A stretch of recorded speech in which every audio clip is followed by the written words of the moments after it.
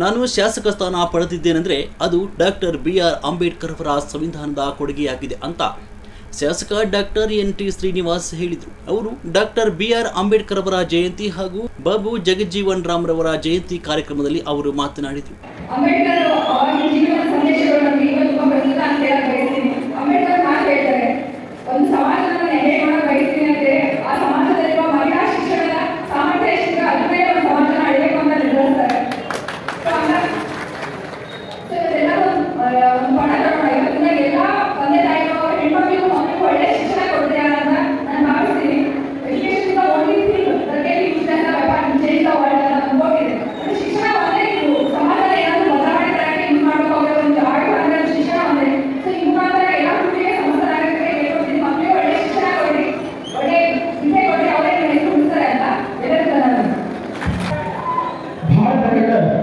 ಶ್ರೇಷ್ಠ ದಾರ್ಶನಿಕ ಆಧುನಿಕ ಭಾರತದ ಅಗ್ರಗಣ್ಯ ಚಿಂತಕರಲ್ಲಿ ಒಬ್ಬರು.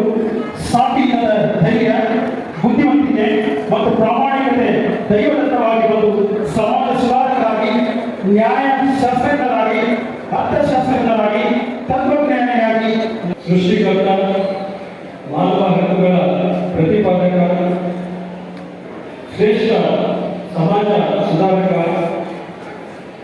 ಸ್ವತಂತ್ರ ಭಾರತದ ಮೊದಲ ಕಾನೂನು ಸಚಿವರು, ಹೀಗೆ ಒಬ್ಬ ವ್ಯಕ್ತಿ ತನ್ನ ಜೀವಿತಾವಧಿಯಲ್ಲಿ ಮಾಡಲಿಕ್ಕೆ ಸಾಧ್ಯ ಇರಲಾರದನ್ನು ಬಾಬಾ ಸಾಹೇಬ್ ಅಂಬೇಡ್ಕರ್ ಅವರ ಜೀವಿತಾವಧಿಯಲ್ಲಿ ಮಾಡಿದ್ದಾರೆ.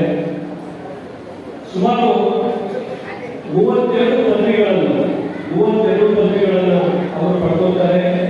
64 ವಿಷಯಗಳಲ್ಲಿ ಅವರು ಪ್ರಾವೀಣ್ಯತೆಯನ್ನು ಹೊಂದಿದ್ದಾರೆ. ಸುಮಾರು 12 ಭಾಷೆಗಳಲ್ಲಿ ಅವರು ಮಾತಾಡಬಲ್ಲವಾಗಿರ್ತಾರೆ.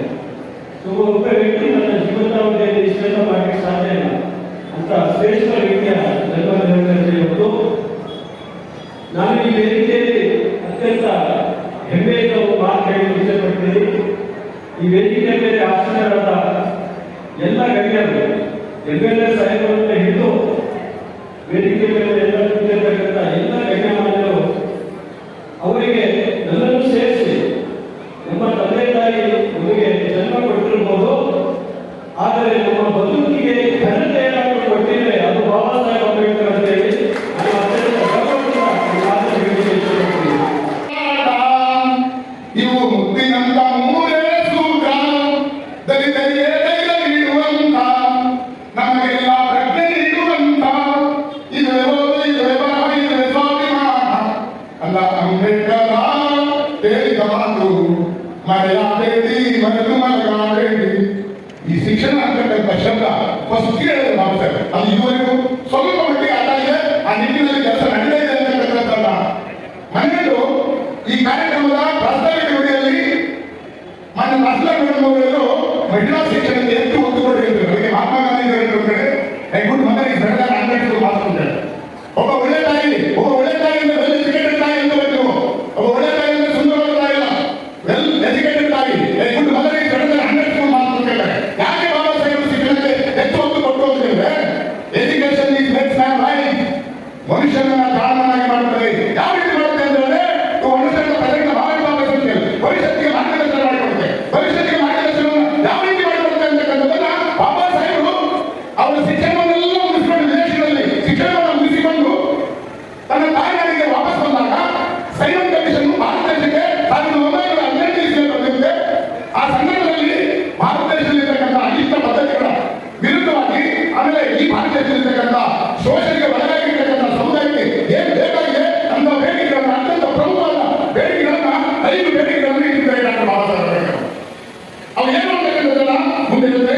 ಈಗ ನಾವು ಬಾಬಾ ಸಾಹೇಬರ ಚಿಂತನೆಗಳನ್ನ, ಬಾಬಾ ಸಾಹೇಬರನ್ನ ನಾವು ಆಲೋಚಿಸಿದಾಗ, ಅವರ ಚಿಂತನೆಗಳ ಬಗ್ಗೆ ಆಲೋಚಿಸಿದಾಗ ನಮಗೆ 4 ಅಂದ್ರೆ ಬಾಬಾ ಸಾಹೇಬರ ಹೋರಾಟದ ಚಿಂತನೆಗಳನ್ನ ನಾವು 4 ಭಾಗಗಳಾಗಿ ವಿಂಗಡಿಸಬಹುದು. ಒಂದು ಯಾವುದಂದ್ರೆ ರಿಫಾರ್ಮೇಟಿವ್ ಮೂವ್ಮೆಂಟ್, ಸುಧಾರಣಾ ಚಳವಳಿ ಇನ್ನು ಮಾಡ್ತಾ ಇಲ್ಲ. ಇನ್ಸ್ಟಿಟ್ಯೂಷನ್ ಬಿಲ್ಡಿಂಗ್, ಸಂಸ್ಥೆಗಳ ನಿರ್ಮಾಣ ನಾವು ಮಾಡ್ತಾ ಇಲ್ಲ. ಪೊಲಿಟಿಕಲ್ ಎಕನಾಮಿಕ್ ಮೂವ್ಮೆಂಟ್ ನಾವು ಮಾಡ್ತಾ ಇಲ್ಲ. ಕಲ್ಚರಲ್ ಅಂಡ್ ರಿಲಿಜಿಯಸ್ ಮೂವ್ಮೆಂಟ್, ಈ 4 ರಂಗಗಳಲ್ಲಿ ಬಾಬಾ ಸಾಹೇಬ್ ಕಂಪ್ಲೀಟ್ ಏನು ಪ್ರೇಮದ ಆ ರೀತಿಯಾದ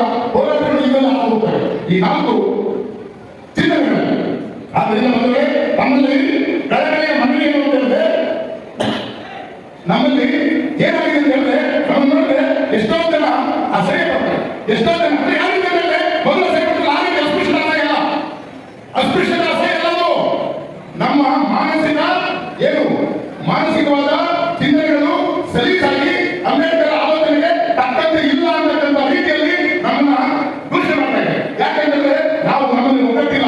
ಬಾಬಾ ಸಾಹೇಬ್ ಅಂದ್ರೆ ಸಂಘವನ್ನು ಕಟ್ಟಬೇಡಿ, ಸಂಘಟಿತರಾಗಿ ನಾವು ಸಂಘಟಿತರಾಗ್ತಾ ಇಲ್ಲ. ಇವತ್ತು ಸಂಘಟಿತರಾದ್ರೂ ಕೂಡ ಒಮ್ಮನಸಿಲ್ಲ, ಒಗ್ಗಟ್ಟಿಲ್ಲ, ಒಂದು ಆಲೋಚನೆ ಇಲ್ಲ, ಒಬ್ಬ ನಾಯಕ ಇಲ್ಲ. ನಮಗೆ ಒಬ್ಬ ನಾಯಕನನ್ನು ಒಪ್ಪಿಡ್ತಾ ಇಲ್ಲ.